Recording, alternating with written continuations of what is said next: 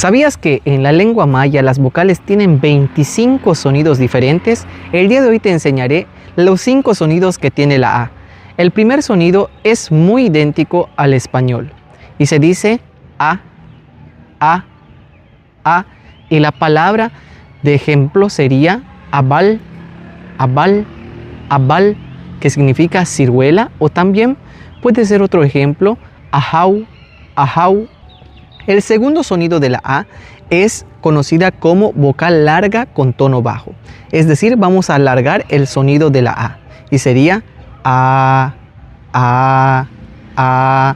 Y la palabra de ejemplo sería can, can, can, que significa serpiente o culebra. O también podemos utilizar ak, ak, ak, que significa lengua.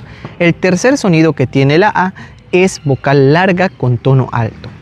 A, A, A.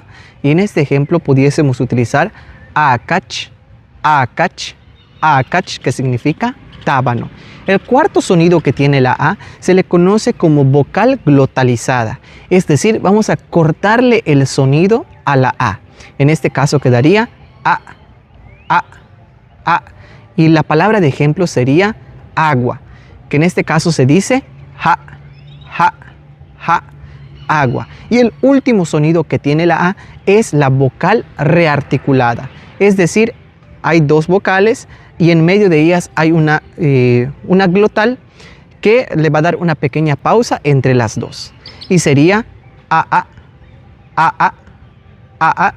Y la palabra de ejemplo sería jaas, jaas, jaas, que significa plátano. Y esos son los 5 sonidos que tiene la letra A. El día de mañana les enseñaré los 5 sonidos que tiene la letra E en el alfabeto maya. Malo, canantaba. Bueno, cuídate.